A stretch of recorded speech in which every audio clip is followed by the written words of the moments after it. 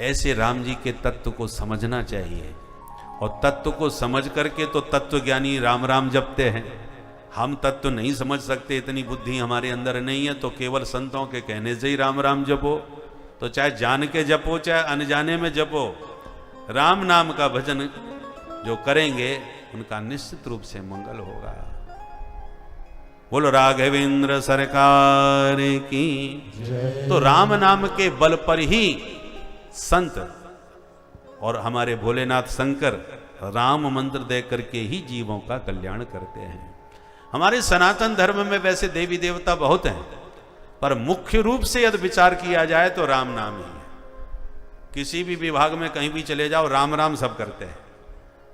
जय शंकर की या राधे राधे, ये तो आपको क्षेत्र विशेष में ही करने वाले मिलेंगे, पर राम राम तो ब्रज में भी जाकर के देहातों में, ब्रज के गांवों में भी जाओ तो ब्रजवासी भी सब राम राम ही बोलते हैं। हमारे यहां राम राम की ही परंपरा है, प्रारंभ से लेके जीवन के अंतिम चरण तक। अंत में भी सब राम नाम सत्य कह करके ही विदा करते हैं कि राम नाम ही जीवन का परम सत्य है। तो इसलिए हमारे जीवन के प्राण हैं राम। ये राम का देश है, भारतवर्ष के प्राण हैं भगवान राम। और दुर्भाग्य है कि इसी देश में ऐसे नालायक भी पैदा हुए हैं जो कहते हैं राम जी तो कल्पना है, काल्पनिक पुरुष हैं, राम जी को ही कल्पना बताते हैं। ऐसे भी बुद्धिहीन लोग इस भारत भूमि में रहते हैं, परंतु हमारे यहां तो सबका आदर है। नास्तिक हो चाहे आस्तिक हो, नास्तिक दर्शन का भी हमारे यहां आदर सम्मान किया गया है। ऐसा नहीं, हमारे यहां सबके विचारों का सम्मान किया गया है। चारुवाक हुए हैं। चारुवाक एक घोर नास्तिक थे।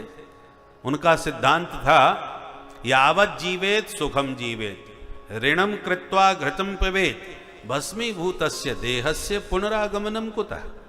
उनका सिद्धांत था जब तक जियो मौज से जियो, भले ही उधार से घी खरीद के पियो, उधार ले लेके घी पियो।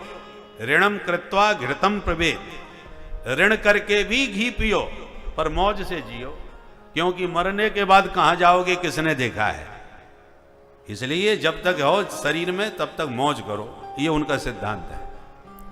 परंतु उन चारवाक को भी हमारे आचार्यों ने ऋषि कह करके आदर दिया कि ये जो सिद्धांत है वो ऋषि चारवाक जी का है।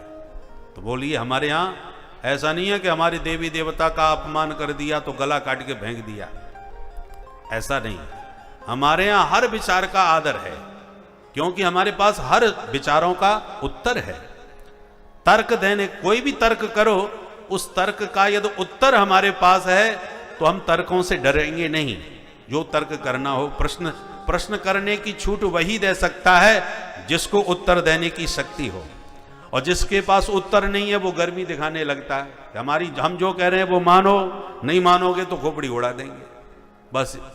पर ऐसे लोगों के पास जवाब तो है नहीं, इसलिए उनके यहां प्रश्न करना ही गलत है, प्रश्न पर ही प्रतिबंध लगा दिया। पर हमारे यहां सबको प्रश्न करने का अधिकार है। पहले प्रश्न पक्ष रखा जाता है, उसके बाद उत्तर पक्ष रखा जाता है। इसलिए आप किसी भी देवी देवता को मनाते हो, मानो। हमारे यहां असंख्य देवी देवता हैं, परंतु राम नाम सबका प्राण है, ये अच्छी तरह जान लेना चाहिए। पूरे देश में जन जन में राम नाम समाया हुआ है। बोलो राजा रामचंद्र भगवान की जय।